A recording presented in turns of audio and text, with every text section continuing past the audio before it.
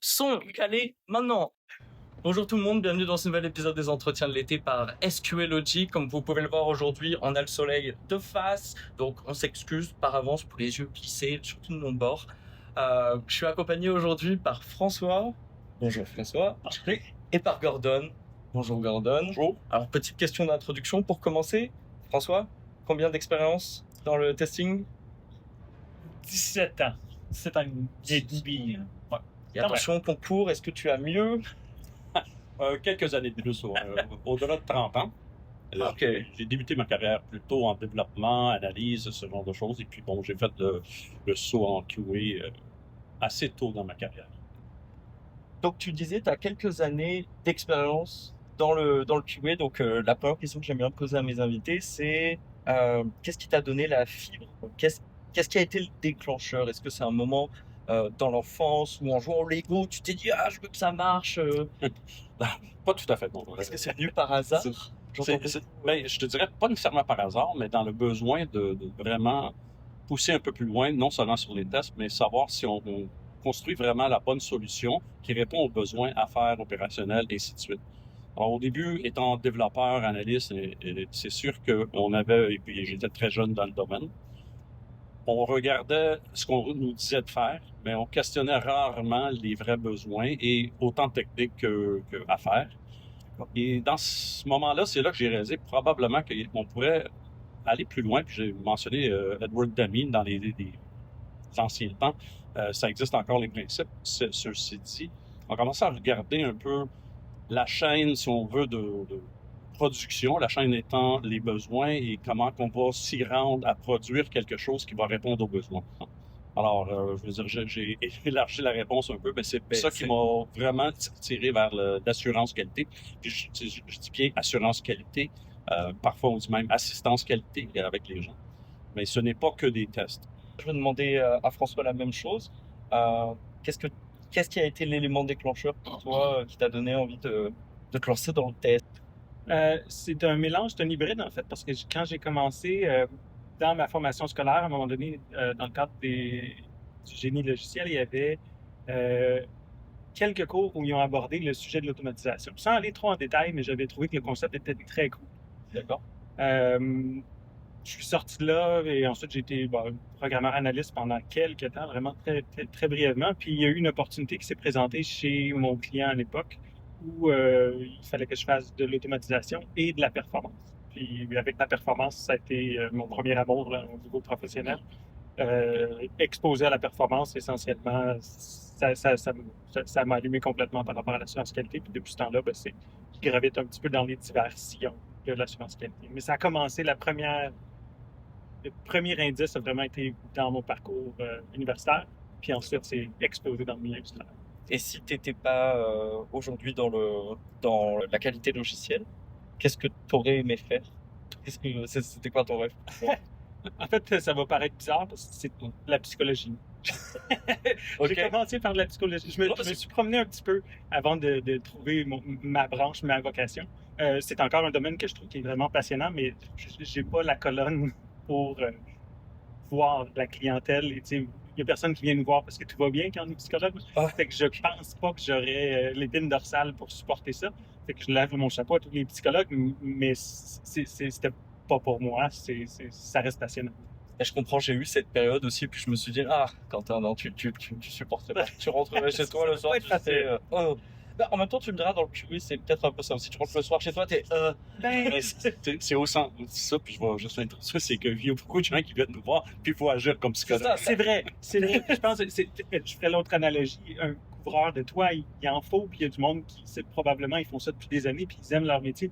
Moi, à ce chapeau-là, chacun a sa place. Puis tout le monde se plaît malgré les bons côtés et les mauvais côtés de chacun. Il y en a partout. Oui, exact. Je te pose la même question, Gordon, qu'est-ce que tu aurais aimé faire? En fait, c'est drôle parce que moi, j'ai étudié initialement en sociologie. Et puis, j'ai fait le bascule vers TI. Puis, donc, il y avait un petit genre de quelque chose d'intérêt à ce niveau-là, puis que ça va dans la psychologie un peu. Et qu'est-ce que j'aurais aimé faire, honnêtement? Je ne me vois pas faire autre chose. je me vois dans ce domaine-là. Je crois, puis sans être prétentieux, je suis peut-être pas le meilleur développeur, je suis pas le meilleur de ci, de ça, mais j'aime avoir une vision plus 360, où je tends vers ça. Et puis, si on parle de mon domaine, en rétrospective aujourd'hui, si tu me poses la question aujourd'hui même, si je pouvais faire d'autres choses, peut-être oui, mais c'est plus des vocations qui font que ça fait une différence de ce que tu fais dans le quotidien. Mais c'est pas la passion de la même façon. Maintenant, ma question, François, c'est qu'est-ce qui t'aide à tenir en ce moment et de manière en général en été? Qu'est-ce que c'est la boisson qui t'aide à finir tes journées justement en n'étant pas Ben, en fait, principalement de l'eau, parce que la chaleur paye, on ne connaît pas beaucoup pour que je sois complètement... C'est bien. Mais- Un conseil de l'eau. De l'eau. C'est toujours un bon rappel. Mais j'ai un petit faible présentement. Il faut que je dise, je bois pas beaucoup. J'ai pas une grosse affinité pour l'alcool. J'ai découvert un petit truc qui s'appelle le Tomahawk. C'est un whisky à l'érable. D'accord. Ça, je suis capable de pêcher. Ça va. Ok. Mais, Meilleur que coureur des bois? je dirais oui. Et c'est pas pour faire de la promo. J'ai pas de temps. On va biper la marque. Et c'est ça. Il y avait même Sortilège qu'on m'avait Yes. référé. Et puis Tomahawk, pour moi, c'est celui que j'accepte de boire. On est au-dessus. Ouais. Même chose que ça. Je suis fidèle à moi-même. Moi, c'est un bon vin rouge, tout simplement.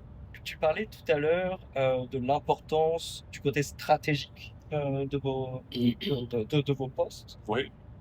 Est-ce que tu dirais que c'est le gros problème aujourd'hui que rencontrent les testeurs, c'est qu'ils sont pas assez valorisés pour le côté stratégique qu'ils apportent en amont et qu'on les met souvent à la fin? Je pense que tu mets le doigt exactement sur le problème. Quand on se dit qu'il faut être là en amont, c'est qu'on aimerait avoir des gens d'expérience et autant technologique qu'à faire pour aider dans les réflexions dans le début, en amont, vraiment dans les projets. Peut-être pas au niveau de la conception du projet, mais rendu à un certain moment donné, on n'implique pas assez l'assurance qualité. Pour être sûr qu'on regarde ça avec au moins une réflexion 360, ça ne veut pas dire qu'on va avoir les réponses, mais si on peut poser des questions ou placer des thèmes, à ce moment-là, on peut se dire, bon, c'est correct, on va les aborder en temps et lieu, mais au moins, on va avoir donné la chance de réfléchir à ces choses-là. Malheureusement, pas tout le monde, puis tu sais, vraiment une assurance qualité demande, pour être puriste, une certaine connaissance de l'industrie, de la technologie et un peu l'expérience d'avoir travaillé sur certains projets. Ça arrive plus souvent que non, puis je pense que François, il va aussi dire la même chose. On le sait parfois d'avance, certains problèmes qui vont avoir lieu, on les expose, mais étant donné que les gens ne font pas frapper le nez dessus encore, ils mettent ça de côté puis ils les prennent pas comme une réalité. On verra quand on va y arriver, mais vous allez y arriver parce qu'on a l'expérience pour vous dire, ça va être une chose à regarder ou du moins avoir un peu de préoccupation. Alors, je reviens, en amont, il faut être impliqué. Ça veut pas dire qu'on a vraiment la recette magique qui va tout aborder tous les problèmes. Tout va être beau, ça va être nickel, ça va être... Non, c'est pas ça. C'est que ça permet des réflexions d'une autre angle, d'une autre différence, d'une autre expérience. Tu parlais d'expérience juste avant là, de l'importance d'avoir un background pour être capable de dire ça par expérience ça peut arriver, donc anticiper les problèmes qui vont être rencontrés. C'est quoi le bug qui te vient en tête si je te parle d'un système où tu t'es dit c'est pas possible, c'est hanté, genre j'arriverai jamais à résoudre ça et qui t'a marqué et qui te marque encore aujourd'hui? Grosse question. Un seul, parce que je sais qu'il peut y en avoir beaucoup. En fait, j'ai de la difficulté à mettre le doigt dessus, mais je te dirais que c'était probablement ce qui m'a marqué, puis c'est peut-être juste une question de temps dans ma carrière, mais c'est l'an 2000, avec des clés ou des façons d'indexer qui utilisaient des timestamps, puis parce qu'il est si bien, et les gens n'ont pas pensé quand on a des changements dans les données, qu'on appelle des changements de données, qu'ils utilisent plus loin des millièmes, et ainsi de suite, pour distinguer une transaction et une autre. Donc, tout ça, ça fait que rien marche à pied. Fait qu'il y avait des doublons, il y avait toutes sortes de choses, il y avait de la corruption au niveau des données. Puis on dirait que personne n'a réalisé ou a pensé à cet élément-là, dans le cas que je pense.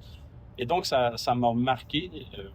Ça m'a dit que, écoute, on peut pas penser à tout, mais quand on pense à des choses niveau risque qu'on emploie dans des versions transactionnelles, bien, ça en fait partie. Puis il faudrait le mettre dans notre arc pour dire que voici tu sais, une liste de choses à vérifier.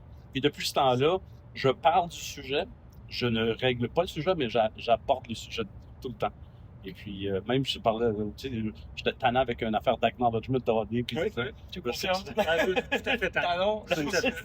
on dirait que ça m'a marqué. Bah, Puis je pose toujours des questions un peu dans ce sens-là.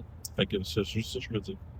Et toi, Buck, hanté? C'est drôle parce que j'entendais sa définition, puis moi aussi, c'était une histoire de timestamp. Moi, c'est dans un contexte de performance avec une plateforme Seabull à l'époque. Et puis, ce qui se passait, c'est que une transaction se faisait toujours avec un timestamp, mais le timestamp était caché. Il n'était pas visible au niveau du front-end ou par les développeurs. C'était comme à l'intérieur même de comment Seabull gérait. Puis, à un moment donné, je ne sais pas comment ça s'était passé, mais il y avait quelqu'un qui avait trafiqué que le timestamp, la partie des secondes, était mise à jour, mais tout ce qui était la partie, mettons, de la journée, était reset à chaque jour. Fait que pendant que je faisais des tests de performance, à un moment donné, plus rien fonctionnait parce que toutes les échéances partaient toujours, tout le temps, de la même date. Là, à un moment donné, on se retrouvait à avoir le même timestamp pour une transaction qui avait 24 heures de différence. Ça m'a pris un temps fou. Ben, évidemment, les développeurs ne croyaient même pas. C'est supposé être natif à l'application, que ça se gère. Puis, fait que ça avait pris un temps fou pour réaliser que finalement, c'était une question de patch et puis quelqu'un avait fait un update sur le code. C'est une grosse enquête. Une grosse enquête. Puis en plus, j'étais quand même en début de carrière, fait que je me questionnais aussi. Je me disais, est-ce que c'est un code 18? Là? Fait que non, à mon souvenir, ça m'avait pris peut-être 1 semaine et demie, 2 semaines, aller sur les forums, puis beau fiasco. On le sent. Ça sent que c'est encore lourd là. J'ai pas mon petit sac de Ça a été résolu. Une question un peu moins sérieuse là maintenant. C'est quoi votre musique du moment? François, tu veux commencer? Ah, ben oui, moi, en fait, le matin, ça va peut-être paraître anti-relax, mais j'aime bien System of a Down pendant que je médite. Bah, ça motive. Ouais, c'est ça réveille. C'est comme une douche froide. C'est correct. C'est plus agréable. Et pour toi, Gordon? Écoute, difficulté à dire, j'ai un penchant pour musique latino. Rien en particulier, mais j'aime beaucoup ça. Et puis, c'est un peu hors contexte pour moi. Mais c'est peut-être ça qui m'attire beaucoup. Évidemment, beaucoup de musique italienne, mais c'est très folklorique. Une question toujours média, là. Je vous parlais musique. Maintenant, ça peut être livre, film, série télé aussi. Quelque chose qui décrit au mieux votre quotidien dans l'assurance qualité logicielle. Ça faire le pont. OK. Pas aussi financement. Ben, en fait, je peux pas dire que c'est mon modèle de vie depuis super longtemps, mais j'ai lu un livre dernièrement de Jocko Willink, un anciennement Navy SEAL. Le titre du livre, c'est Extreme Ownership. Puis je trouvais que ça résonnait beaucoup avec les pratiques en TI. C'est souvent, on travaille en silo. On parlait tantôt chez QA, ben, je fais du QA. Développement, je fais du développement. Puis il peut y arriver. Et puis ça, c'est quand on fait même exclusion aux différentes équipes à l'intérieur d'une même entreprise. Fait que je trouve qu'un des trucs qui est déplorable là-dedans, c'est que tu sais, moi, mon équipe est reluisante, j'ai fait mon travail, j'ai atteint mes objectifs. Mais si le produit, ben tout le monde a échoué. Et puis ce qu'ils amènent à la table, au fond, c'est de dire plutôt